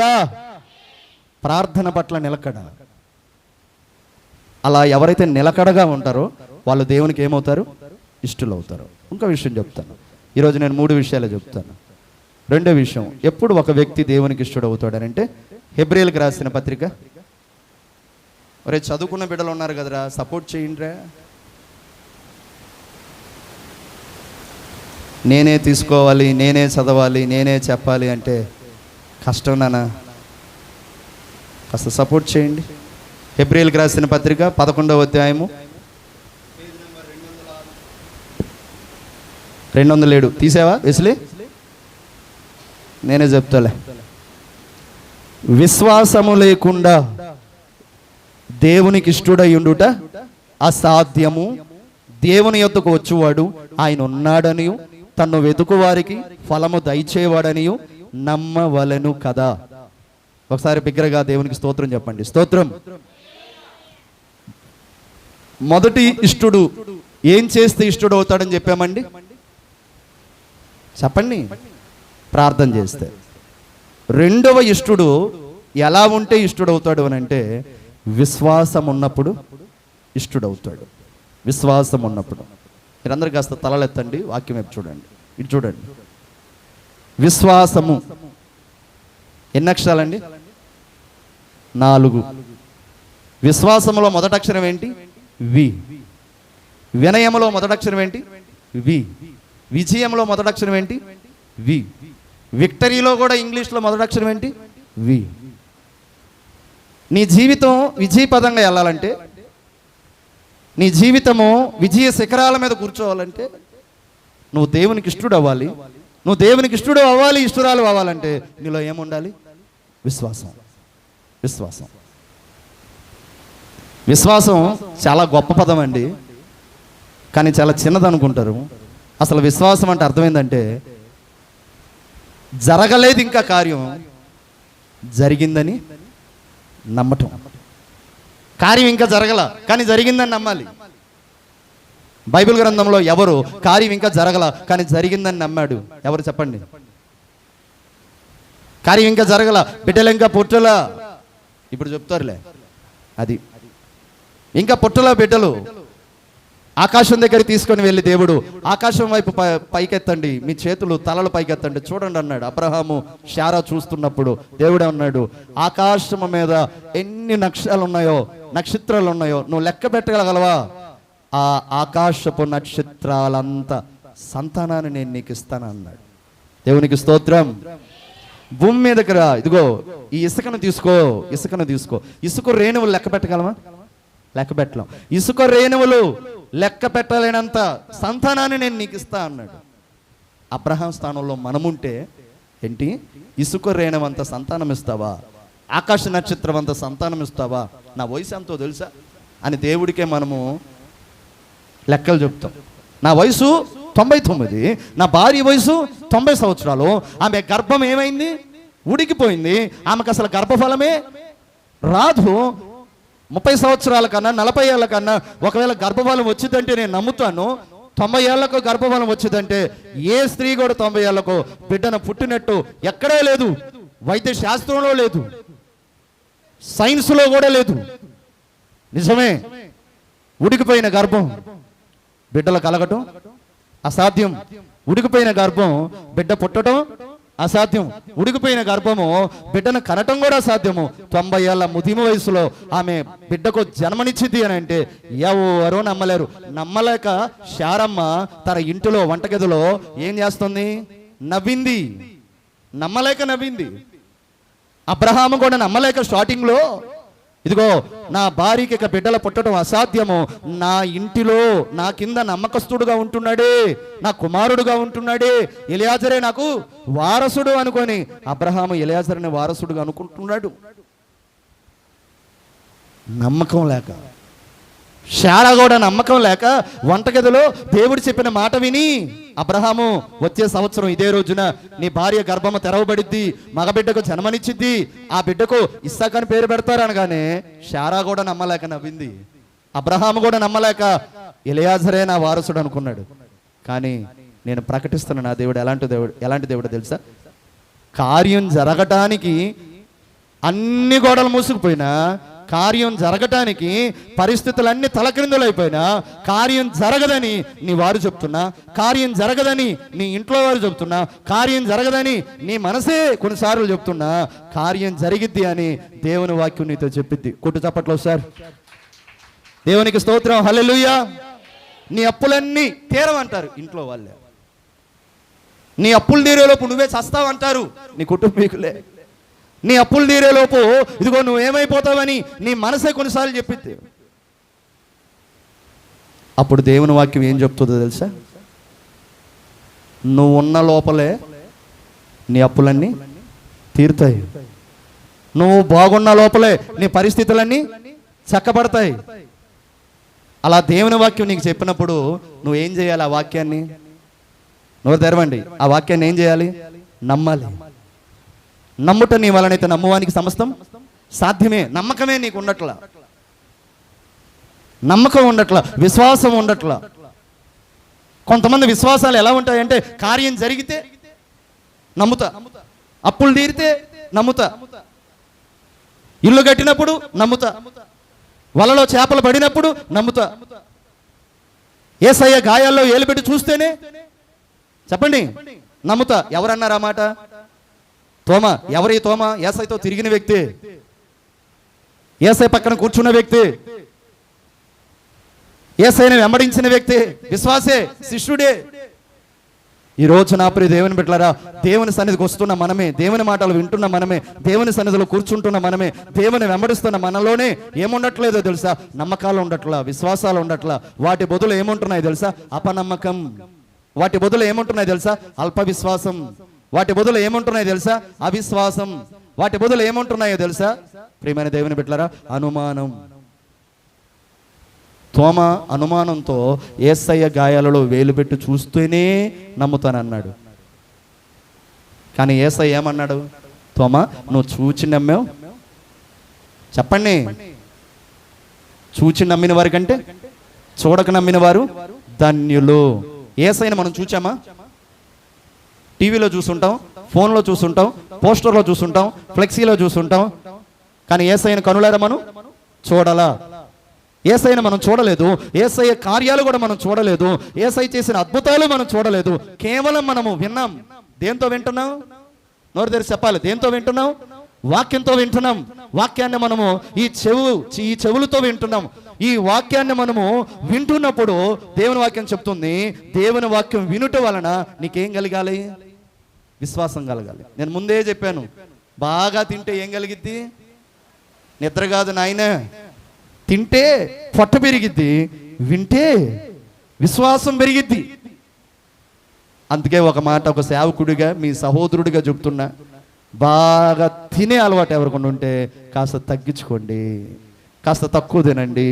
బాగా మాంసం తినే వాళ్ళు ఎవరైనా ఉంటే కాస్త బాగా తక్కువ తినండి. నువ్వు తక్కువ తింటే నువ్వు ఎక్కువ కాలం బతుకుతావు. నువ్వు ఎక్కువ వాక్యం వింటే అంతకంటే ఎక్కువ కాలం దేవుని బిడ్డగా బతుకుతావు. అలా బతకాలనుకున్న వాళ్ళు స్తోత్రం చెప్పండి, హల్లెలూయా. బాగా ఎక్కువ మాంసం తిన్న వాళ్ళు తినాలనుకుంటున్న వాళ్ళు స్తోత్రం చెప్పండి, హల్లెలూయా. బాగా ఎక్కువ వాక్యం వినాలనుకుంటున్న వాళ్ళు స్తోత్రం చెప్పండి, హల్లెలూయా. అరగంట అదనమైన వాక్యం వినాలనుకుంటున్న వాళ్ళు స్తోత్రం చెప్పండి, హల్లెలూయా. వెనకున్న వాళ్ళు అసలు చేతులు ఎత్తట్లేదే. ఎక్కువ చెప్పలే, ముగిస్తాలే. నా ప్రియ దేవుని బిడ్డలారా, విశ్వాసం లేకుండా దేవునికి నువ్వు ఎప్పటికీ ఇష్టం అవ్వలేవు. నీ విశ్వాసం ఎలా ఉండాలంటే, కార్యం జరగదు అని నీ కళ్ళ ముందు ఉన్న కార్యం జరిగిద్ది అని నీ మనసు ఎప్పుడు చెప్పాలంతే. ఒక సేవకుడు మన చర్చి దగ్గరికి వచ్చి అన్నాడు, ఎన్నాళ్ళైంది మందిరం గట్ట అన్నాడు. అయ్యగారు 25 సంవత్సరాలు అయింది అయ్యగారు అన్న. అవునా? అరే బాబు ఇంతే అన్నాడు. అరే బాబు 25 సంవత్సరాల నుంచి కట్టుకున్న మందిరం ఇంతే ఉందే. సరే సంఘం ఎంతమంది అన్నాడు. నాకు అలవాటు ఏంటంటే నిజం చెప్పడం, నాకు అబద్ధం చెప్పడం రాదు. ఇప్పటికీ కూడా ఎప్పటికీ కూడా ఎవరితోనైనా కూడా. సంఘం ఎంతమంది అండి? 30 మంది అయ్యారండి. నువ్వు ఎన్నాళ్ళ నుండి సేవ చేస్తున్నావు అన్నాడు. పెద్ద ఆయన 60 సంవత్సరాలు ఉంటాయి. ఇక్కడే మా ఇంటికి వచ్చి అడిగాడు. నేను 12 సంవత్సరాల నుండి సేవ చేస్తున్నాను. అంతకుముందు ఎవరు చేశారు? మా నాన్నగారు అయ్యారు. ఆయన ఎన్నాళ్ళు చేశాడు? ఆయన ఒక 12. 25 ఏళ్ళ నుండి సేవ చేస్తే 30 మంది. పై నుండి కింద దాకా, కింద నుండి పై దాకా నన్ను చూసి అన్నాడు. నిన్నగాక మొన్న సంఘాలు కట్టిన వాళ్ళు మందిరం మీద మందిరాలు వేసేసారు, అపార్ట్మెంట్లలాగా బిల్డింగ్లు కట్టేశారు, వందలాది మంది నిండిపోతున్నారు, గొప్ప సేవకులు అయ్యారు. అరే బాబు ఏందయ్యా, 25 ఏళ్ళ నుండి ఇంకా ఇంతేనా ఈ రేకులేనా? 25 ఏళ్ళ నుండి ఇంకా ఇంతేనా ఈ 30 మందేనా? ఎలా చేస్తున్నావు సేవ అని మాట్లాడేసి వెళ్ళిపోయాడు. 60 సంవత్సరాలు పెద్ద ఆయన అన్ని మాట్లాడినప్పుడు చాలా బాధపడి మందిరంలోకి వచ్చి ఏడ్చా. తర్వాత ఇంట్లోకి వెళ్ళి టీవీ ఆన్ చేశా, శుభవార్త ఛానల్ పెట్టా. అప్పుడు ఒక పెద్ద పాస్టర్ గారు ఆ వాక్యం చెప్తున్నాడు. ఈరేదో వాక్యం చెప్తుంటే కాస్త విందామని కూర్చున్నా. అప్పుడు ఆయన ఏమన్నాడు తెలుసా? వినండి. మంది ముఖ్యం కాదు. మంది ముఖ్యమా? మంది ఈరోజు ఉంటారు, రేపు పోతారు. మందిరాలు గొప్పవి కట్టాలనుకుంటారు, మందిరాలు ఇక్కడే ఉంటాయి. మందిరాలు పరలోకానికి వెళ్తాయా? వెళ్ళవు. ఆయన చెప్తున్నాడు అట్లా. ఇదేదో నా కోసం చెప్తున్నాడేమో కాస్త విందామని కూర్చున్నా. అప్పుడు ఆయన అన్నాడు, మంది ఎంతమంది ఉన్నా, మందిరం ఎలా ఉన్నా, మంది తక్కువ మంది ఉన్నా, నువ్వు విశ్వాసంతో సేవ చేయి. ఆ తక్కువ మందిలో నుండే ఎక్కువ మందిని, ఇష్టమైన వాళ్ళని దేవుడు సన్నిధిలో నింపుతాడు అన్నాడు. కొట్టండి చప్పట్లు ఒకసారి. దేవునికి స్తోత్రం చెప్పండి ఒకసారి. హల్లెలూయా. దేవునికి ఇష్టమైన విశ్వాసం నలుగురుంటే చాలు కదండి. దేవునికి ఇష్టం లేని విశ్వాసులు 400 మంది ఉన్నా ఏమి లాభం? దేవుని మాటకు విధేయత చూపిన నలుగురుంటే చాలు. ఏ మందిరంలోనైనా నన్ను చూడండి, నలుగురుంటే చాలు. దేవునికి విధేయత చూపించి, దేవుని వాక్యానికి విధేయత చూపించి, ప్రార్థనకు పరుగులెత్తుకొని వచ్చి, పరిచర్యకు తల వంచి సేవ చేయాలనుకున్న తృష్ణ కలిగిన సేవకుడికి సపోర్టుగా కుడుభుజాలకు ఉండాలనుకునే వాళ్ళు నలుగురున్నా చాలు. 400 మంది ఉన్న వ్యర్థమే. నా కళ్ళ ముందు ఈరోజు చాలా మంది సేవకులు ఉన్నారు. మందిరాల మీద మందిరాలు కడుతున్నారు, సంఘాల మీద సంఘాలు నిర్మిస్తూ ఉన్నారు. నా దగ్గర ఎందుకు సంఘ నిర్మాణం లేట్ అవుతుందో చెప్పనా? నేను ఏదైనా యథార్థంగా మాట్లాడతా, ఏదైనా కూడా నేను యథార్థంగా చెప్తా. కొంతమంది తమ్ముళ్ళు అంటారు, సోమవారం నుంచి శనివారం వరకు మీకు ఇష్టమైనవి చూడండి రా, మీకు ఇష్టంగా బతకండి రా, మీకు నచ్చినట్టు జీవించండి రా, ఆదివారం మాత్రం నాకు ఇష్టంగా చెప్పండి. ఆదివారం నాకు ఇష్టంగా ఉండండి, సోమవారం నుండి శనివారం వరకు మీకు ఇష్టంగా ఉండండి అంటారు కొంతమంది సేవకులు. సవాల్ చేసి చెప్తున్నా.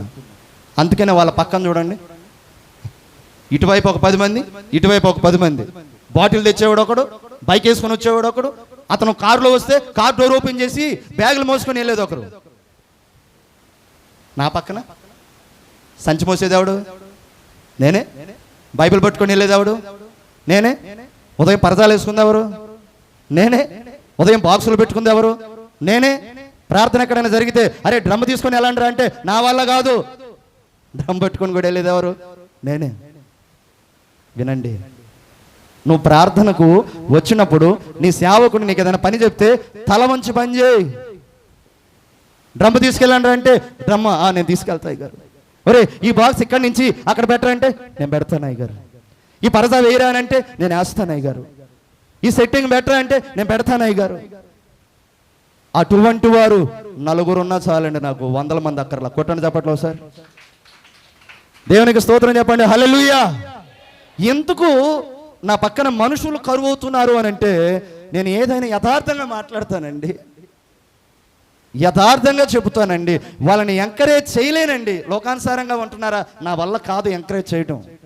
నీకు నచ్చినట్టుగా నువ్వు వండరా అని నేను అనలేనండి. అలా అంటే నేను నా దేవునికి ఏమవుతాను? కష్టమవుతాను. ఇదిగో ఈయనకి నేను కష్టమయ్యి మీకు నేను ఇష్టమైతే ఈయన ఏం చేస్తాడు నన్ను? చెప్పండి, నోరు తెరవండి. ఈయనకి నేను కష్టమయ్యి మీకు నేను ఇష్టమైతే ఏం చేస్తాడు నన్ను? ఈ సేవలోను నన్ను ఓడదీసి పక్కన పెట్టి పోరా అంటాడు. నేను అందుకనే మీకు కష్టమైన ఈయనకి ఇష్టం అవ్వాలని సేవ చేస్తున్నా. కొట్టండి చప్పట్లు, దేవునికి స్తోత్రం చెప్పండి. హల్లెలూయా. చప్పట్లో సౌండ్లు తగ్గాయే, శబ్దాలు తగ్గిపోయినాయే. వినండి, యథార్థమైన వాక్యాలు ఎలాగ ఉంటాయండి. విశ్వాసము, ఈరోజు నేను విశ్వాసంతోనే సేవ చేస్తున్నా. ఈరోజు నా ఇంట్లో 10 రూపాయలు లేదు తెలుసా, మీరేసే కానుకలే. అవి రేపటికి ఉంటాయో లేదో కూడా తెలియదు. ప్రియమైన దేవుని బిడ్డలారా, రేపు ఇంట్లో ఏదైనా అనారోగ్యం వస్తే హాస్పిటల్కి ఎలా వెళ్ళాలో కూడా నాకు ఆలోచన ఉండదు. ప్రియమైన దేవుని బిడ్డలారా, అందరు బ్యాంక్ బ్యాలెన్స్లు ఎలా ఉంటాయో సేవకులు నాకు అవసరం లేదు. కానీ నా బ్యాంక్ బ్యాలెన్స్ ఎంత తెలుసా, 2 రూపాయలు. రికార్డింగ్లో కూడా వినండి, ఎస్బీఐలో 2 రూపీస్, ఫోన్పేలో 1 రూపీ. ఈరోజు నేను గొప్పగా చెప్పుకోవటం కాదు, రేపటి గురించి ఆలోచన లేకుండా సేవ చేయటమే గొప్ప. కుట్టు చప్పట్లో సార్ దేవునికి స్తోత్రం చెప్పు. హల్లెలూయా. బంధుబలగముతో, మందితో, ధనముతో, ప్రియమైన దేవుని బిడ్డలారా, సేవ చేస్తే అది విశ్వాసం కాదండి. నీ దగ్గర ఉన్న మంది తక్కువైనా, నీకు వచ్చే సంపాదన తక్కువైనా, నీకున్నటువంటి రాబడి తక్కువైనా, రేపటి గురించి ఆలోచించకుండా యెహోవా ఈరే అనే నమ్మకంతో సేవ చెయ్యి. ఆ దేవుడే నీకు దిక్కుగా మారతాడు. ఇది నా విశ్వాసం. కొట్టి చప్పట్లో సార్ దేవునికి స్తోత్రం చెప్పు. హల్లెలూయా. మరి నీ విశ్వాసం ఎలా ఉంది? నీ విశ్వాసం ఎలా ఉంది?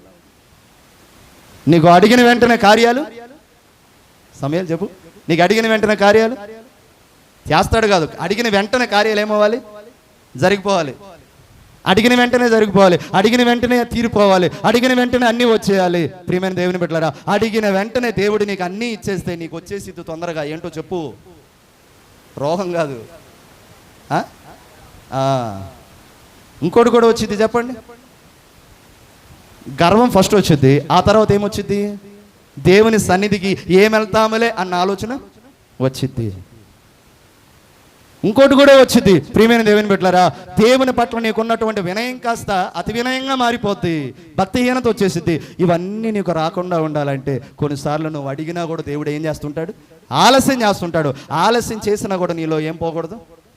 అది ఈ మాట చెప్పడానికి ఇన్ని చెప్పా. విశ్వాసం పోకూడదు.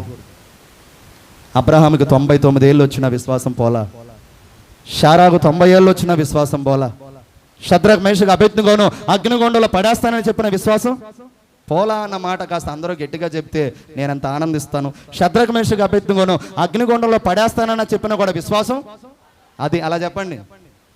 ప్రియమైన దేవుని బిడ్డలారా, కిరణ్ రాజా నువ్వు కూడా నోరు తెరవరా. సింహాల గుహలో పడేస్తానని చెప్పినా కూడా దానియేలుకి ఏం పోలా? విశ్వాసం పోలా.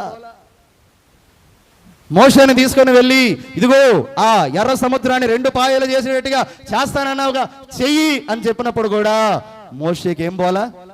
విశ్వాసం పోలా. విశ్వాసం పోతుందా? విశ్వాసం వస్తుందా? విశ్వాసాన్ని వృద్ధి చేసుకుంటున్నావా? ఈ సంవత్సరం ఏ సంవత్సరం? 2026. ఎంతమందికి దేవుడిచ్చిన వాగ్దానాలు గుర్తున్నాయి? ఇప్పుడు దొరికిపోతారు. ఒక్కరికైనా వాగ్దానం గుర్తుంది? ఆ 2 అక్క, రాబోయే శోధనలో నేను నీకు తోడై ఉన్నాను. ఇప్పుడు వినండి, వాగ్దానం చెప్పింది, వాగ్దానం చెప్తున్నా వినండి. అంటే దేవుడు ముందుగానే ఓ వాగ్దానం ఇచ్చాడు, రాబోయే కాలంలో నీకేమొచ్చుద్దని? శోధన వచ్చిద్దని. కానీ ఆ పక్కన ఓ మాట చెప్పాడు, రాబోయే శోధనలో నేను నీకు తోడుగా ఉంటాను. ఇప్పుడు నువ్వు దాన్ని ఏం చేయాలి చెప్పక? దాన్ని ఏం చేయాలి? తోడుగా ఉంటానన్న మాటను ఏం చేయాలి?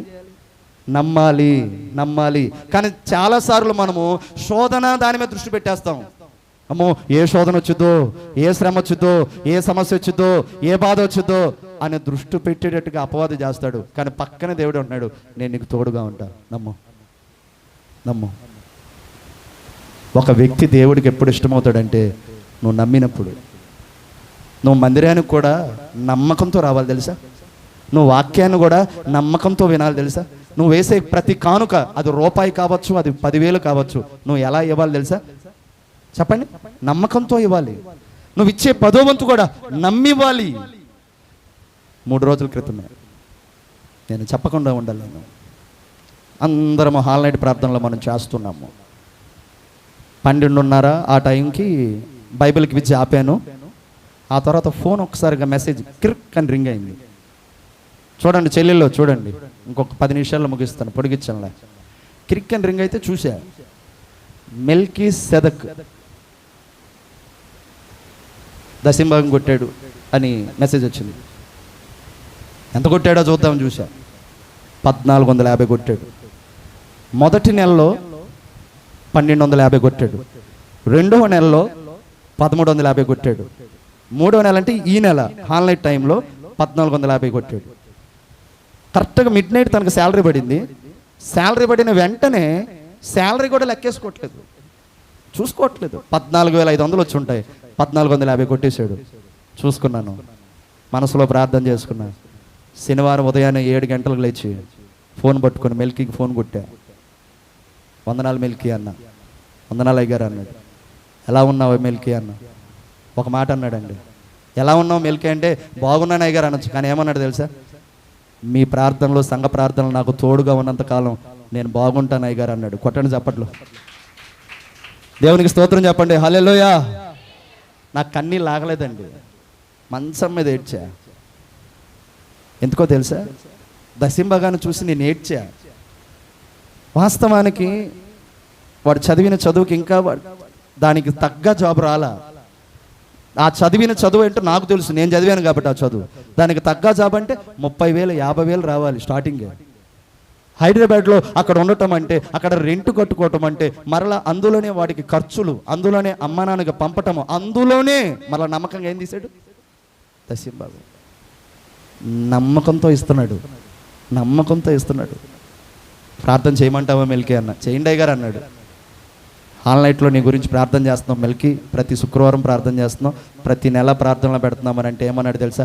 మీరందరూ చేసే ప్రార్థనలు ఈరోజు ఈ చిన్న జాబే దేవుడు నాకు పెద్ద జాబ్ ఇస్తాడు అయ్యగారు అన్నాడు. కొడదామా చప్పట్లో ఒకసారి?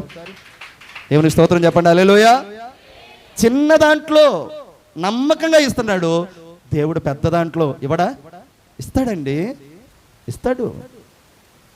వాళ్ళ తమ్ముడు జోలికే వద్దాం, వాళ్ళ తమ్ముడు జోలికే వద్దాం. పాలరాజు కూడా బెంగళూరు నుండి వాడు అక్కడ కష్టపడుతున్నాడు. నెలలో ఒక రోజున అది 15వ తారీఖు 20వ తారీఖు ఎప్పుడు శాలరీ పడగానే వాళ్ళ నాన్న అకౌంట్లో పడతాయి. వాళ్ళ నాన్న రక్షణ గారు నాకు ఫోన్ చేసి ఫోన్పే కొడతాడు. 13,000 వస్తే 1,300, 15,000 వస్తే 1,500 నమ్మకంగా దశంభాగం ఇస్తున్నారు. మన సంఘంలో ఒక అక్క అయితే ఆమె పెన్షన్లో నుండి దశంభాగం ఇస్తుంది. మన సంఘంలో మరొక అక్క అయితే సంవత్సరం మొత్తం మీద నెలకు వచ్చేసరికి అమౌంట్ తీసి ఆమె దశంభాగం ఇస్తుంది. మన సంఘంలో సాక్ష్యం చెప్పిన తమ్ముడు సమూయేలు తను కూడా దశంభాగం చేస్తున్నాడు. మీరు దశంభాగం నమ్మకంగా తీయండి. మీకు వచ్చిన రాబడిలో 10,000 వస్తుందా? 1,000 రూపాయలు తీ. 100లోనే 10 రూపాయలు తీ. నమ్మకంగా తీ, విశ్వాసంతో తీ. నువ్వు తీసే ప్రతి కానుక దేవుని పాదాల దగ్గర కన్నీటి బాష్ప బిందువుగా మారి నీ కష్టకాలంలో దేవుడు ఏం చేస్తాడు తెలుసా? నలుదిక్కుల్లో నుండి ఏదో ఒక దిక్కు నుండి నీకు సహాయం వచ్చేలా చేస్తాడు. కొట్టండి చప్పట్లో ఒకసారి. దేవునికి స్తోత్రం, హల్లెలూయా. విశ్వాసంతో కానుకిస్తే దేవుడికి ఇష్టడు అవుతావు. విశ్వాసంతో నువ్వు దేవుని పని చేస్తే దేవునికి ఇష్టడు అవుతావు. మూడో మాట చెప్పు, నేను ముగిస్తాను. మూడో వ్యక్తి ఎవరు అని అంటే, నా ప్రియ దేవుని బిడ్డలారా, బైబిల్ గ్రంథంలో హేబేలు కయ్యూను ఇద్దరు అర్పణలు అర్పించారు. కయ్యూను ఏం అర్పణ అర్పించాడు చెప్పండి? ప్రశ్న. కాస్త నా గొంతుకి రెస్ట్, మీ గొంతుకు పని. చెప్పండి, నవ్వకండి, చెప్పండి. కయ్యూను ఏమిచ్చాడు? కొంత తీసి కొంత ఇచ్చాడు. ఏంటా కొంత? పండిన పంటలో, ధాన్యమో గింజలో ఏదో ఒకటి అనుకుందాం. కానీ హేబేలు ఏం చేశాడు అక్క? శ్రేష్టమైన వాటిలో, గొర్రె పిల్లలలో శ్రేష్టమైనదంటే మొదటిది తీసి దేవునికి ఇచ్చాడు. ఇప్పుడు చూడండి, ఇద్దరూ అర్పణలు ఇచ్చారు, ఇద్దరూ బలి ఇచ్చారు, ఇద్దరూ దేవునికి ఇచ్చారు. కానీ దేవుడు ఇద్దరిది కోరుకున్నాడా? ఒక్కరిదే కోరుకున్నాడా? ఒక్కరిదే కోరుకున్నాడు. ఆ ఒక్కరెవరు? హేబేలు. ఎవరిది కోరుకోలేదు? కయ్యూంది కోరుకోలేదు. కయ్యూన్ని పక్కన పడేశాడు. కానీ హేబేల్ని మాత్రము దీవించాడు. గొర్రెపిల్లను తీసుకుని వెళ్ళి బలిపీఠం మీద పెట్టి వధించగానే దేవుడు దీవించాడు అన్నదానికి అర్థం ఏంటి? ఆకాశం నుండి ఏం దిగింది? అగ్ని దిగి అక్కడ హోమంగా మారింది. ఆ గొర్రె పిల్లను వధించింది. అగ్ని వలె దిగివచ్చి ఆయన అక్కడ హోమాన్ని ఆరగించాడు. అప్పుడు హేబేలు చూసి, నా దేవుడు నేను ఇచ్చిన బలిని ఆయన ఆరగించాడు, నా దేవునికి స్తోత్రమని దేవుణ్ణి ఏం చేశాడు? స్తుతించాడు. పట్టణ చప్పట్లో ఒకసారి దేవునికి స్తోత్రం, హల్లెలూయా. ఒకటి, దేవునికి శ్రేష్టమైంది ఇచ్చాడు. రెండోది, దేవుడు ఆరగించినప్పుడు అది చూసిన హేబేలు స్తుతించాడు. కానీ కయ్యూను ఏం చేశాడు తెలుసా? శ్రేష్టమైనవి ఇవ్వకపోగా హేబేలు అర్పణ దేవుడు అంగీకరించాడు అనగానే కయ్యూనికి ఏమొచ్చింది? వ్యసనం, అహం, అసూయ, కోపం, పగ, క్రోధం. నన్ను దీవించిన దేవుడు నా తమ్ముడిని దీవిస్తాడా? నన్ను దీవించిన దేవుడు నా సహోదరుని దీవిస్తాడా? నా అర్పణను అంగీకరించిన దేవుడు ఇదిగో నా తోటి విశ్వాస అర్పణను అంగీకరిస్తాడా అని దేవుని మీద కోపం వచ్చి కయ్యూను హేబేలుని ఏం చేశాడండి? చంపేశాడు. ఇక్కడ మూడవ వ్యక్తి ఇష్టం ఎప్పుడవుతారో తెలుసా? ఇష్టం ఎప్పుడవుతారో తెలుసా? నువ్వు దేవునికి శ్రేష్టమైంది ఇచ్చినప్పుడు. ఏంటి దేవునికి శ్రేష్టమైంది అని అంటే, నీ జీవితంలో నువ్వు అనుభవించేది సమయం ఒకటి. రోజుకి ఎన్ని గంటలండి? 12 గంటల. నమస్కారం చెల్లి.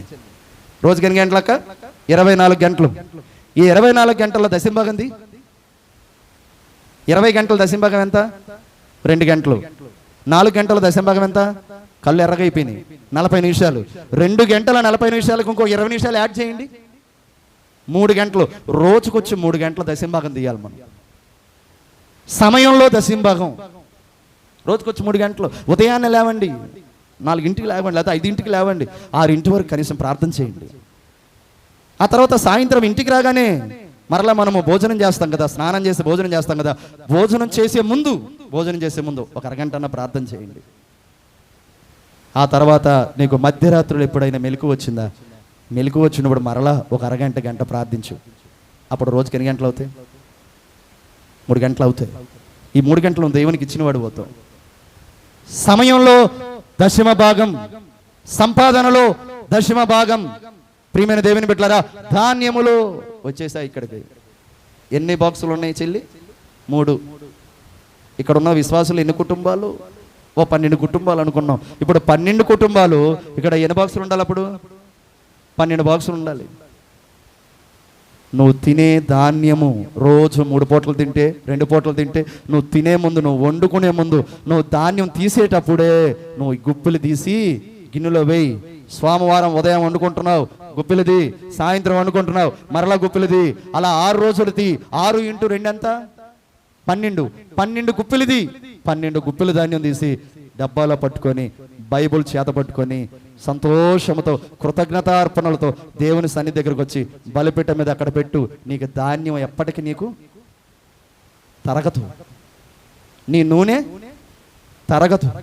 నీ సంపాదన నీకు తక్కువ అవ్వదు. నీకు సంతోషం ఎప్పటికీ తక్కువ అవ్వదు. నా ప్రియ దేవుని బిడ్డలారా, ధాన్యము శ్రేష్టమైనది, సమయము శ్రేష్టమైనది, సంపాదన శ్రేష్టమైనది. అంత మాత్రమే కాదు, నీ హృదయమే దేవునికి ఒక ఆలయంగా ఇచ్చేసే. దేవునికి ఇచ్చే. నా ప్రియ దేవుని బిడ్డలారా, హేబేలు శ్రేష్టమైన దేవునికి ఇచ్చాడు. అందుకే దేవునికి ఇష్టడైపోయాడు. అలా దేవుడు ఆరగించిన తర్వాత హేబేలు ఏం చేశాడు? దేవుణ్ణి స్తుతించాడు. నువ్వు కానుకేసిన తర్వాత దేవుణ్ణి ఏం చేయాలి? స్తుతించు. నువ్వు ధాన్యం తెచ్చిన తర్వాత స్తుతించు.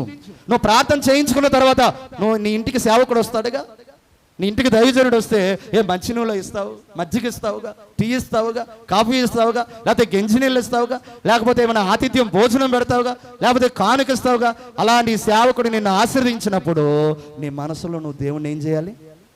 స్తుతించు మనసారా. నీ స్తుతిని చూసిన దేవుడు నీ స్థితిని మారుస్తాడు. చప్పట్లు కొట్టు. దేవునికి స్తోత్రం, హల్లెలూయా. నీ స్తుతి చూస్తాడు. నీ కాను కన్నా గొప్పదేంటో తెలుసా?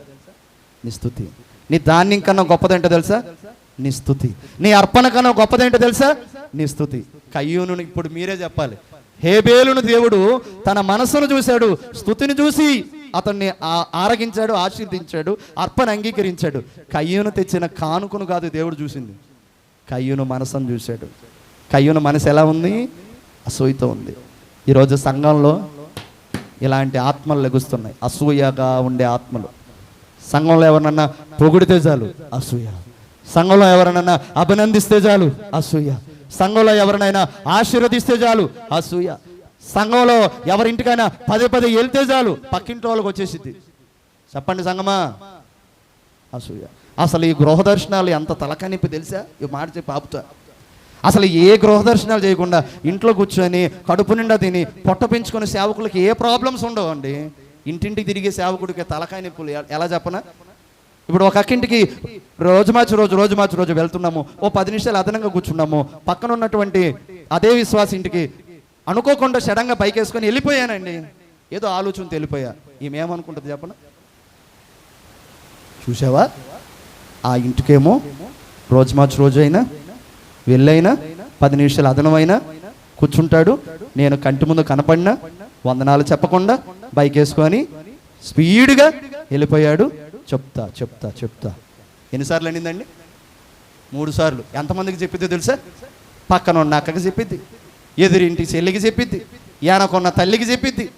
ఆదివారం పూట సంఘానికి రాకుండా ఇంట్లో కూర్చొని హాయిగా తిని మంచం మీద బొజ్జొని సాయంత్రం అవగానే కాసుకొని ఉంటుంది. ఎవరి కోసం చెప్పాలి మీరు? పాస్టర్ గారు వస్తాడు, నేను ఆయనకి చెప్పాల్సిన సమాధానం చెప్తాను. అలాగే పాస్టర్ గారు వెళ్ళి ఏక్క ఎందుకు రాలేదక్క అంటే, నాకు ఎందుకు రాలేదో నీకు తెలీదా? చూసే వాళ్ళ సమాధానాలు కిరణా, ఎందుకు రాలేదో నీకు తెలీదక్క చెప్పక్క. అవునా, చెప్తాను. లోపల కుర్చీ వేసిద్ది మర్యాదగా, ముందు మంచినీళ్ళు ఇచ్చిద్ది చక్కగా. మంచినీళ్ళు సగం తాగే లోపలే నేను ఎందుకు రాలేదంటే మళ్ళీ గుడక మింగాలి. నేను ఇక చెప్తాను చూడు. నువ్వు ఆ అక్కింటికి రోజు మార్చి రోజు వెళ్తూ చక్కగా అరగంట సేపు కూర్చొని వాళ్ళతో చక్కగా మాట్లాడి ప్రార్థన చేసి వచ్చేటప్పుడు నేను అన్నీ చూస్తున్నా, నువ్వు మా ఇంటికి వస్తావేమోనని, ప్రార్థన చేస్తావేమోనని, మీకోసం నేను ఇదిగో వేడిగా టీ కాఫీ పాలు కూడా ఏర్పాటు చేస్తుంటే నువ్వు కనీసం నన్ను పట్టించుకోకుండా వందనాలు కూడా చెప్పకుండా నువ్వు వెళ్ళిపోతావా? నీ మీద నేను అలిగాను అయ్యగారు. ఎవరి మీద అండి అలక? అయ్యగారుల మీద. చెల్లి వందనా వింటున్నావా? ఎవరి మీద అండి కోపాలు? అయ్యగారుల మీద. సరే అమ్మా నీ ఇంటికి వస్తానమ్మా అని వీళ్ళ ఇంటికి అదనంగా ఒక అరగంట కూర్చుంటే మరలా పక్కింటి వాళ్ళకి వచ్చేస్తుంది. చూసావా, వాళ్ళ ఇంటికి వెళ్తున్నాడు కానీ మా ఇంటికి రావట్లేదు. గృహ దర్శనాలకున్న తలకాయ నొప్పి బాధ అది నేను అనిపిస్తున్నాను కాబట్టి నాకు తెలుసండి. ఇంటికి వచ్చేసరికల్లా ఎన్ని సమస్యలు తీసుకొస్తానో, ఎన్ని బాధలు నేను విని ఒక్కొక్క ఇంట్లో అదనంగా ఎందుకు కూర్చుంటాను? వాళ్ళ సమస్యలు నాకు చెప్తారు కదా, ఆ సమస్యలన్నిటికీ పరిష్కారం కాసేపు వాళ్ళని ఆదరిద్దామే, సంతోషంగా మాట్లాడదామని కూర్చుంటాను. ఒకరింటికి అదనంగా వెళ్ళి కూర్చుంటే ఒకరింటికి అదనంగా వెళ్ళకూడదని రూల్ కదండి. నాకు అందరూ సమానమే, నాకు అందరూ ఎక్కువే, నాకు ఒకరు ఎక్కువ ఒకరు తక్కువ కాదు. కొన్ని సందర్భాల్లో ఏదో ఆలోచనతో ఒకవేళ పట్టించుకోకుండా వెళ్ళిపోతానేమో కానీ అసలు పట్టించుకోకూడదని కాదు. కనుక ముగిస్తున్నాను. ఈరోజు సంఘములో అసూయ వ్యసనము కలిగిన ఆత్మలు లగుస్తున్నాయి. యేసు నామమున కయ్యూను ఆత్మ మన సంఘంలో నుండి పారిపోనుగాక, కయ్యూను ఆత్మ మన సంఘంలో నుండి లేపబడునుగాక. హేబేలులో ఉన్న అద్భుతమైన అభిషేకము గల ఆత్మ మన సంఘంలో ఉన్న ప్రతి ఒక్కరికి దేవుడు దయచేయనుగాక. దేవునికే మహిమ కలుగునుగాక. దేవుని కృప నిత్యము మనకు తోడయుండునుగాక. కొలువు చేసి ప్రేమించినావు, ఆ పేరా ఏముంది నాలో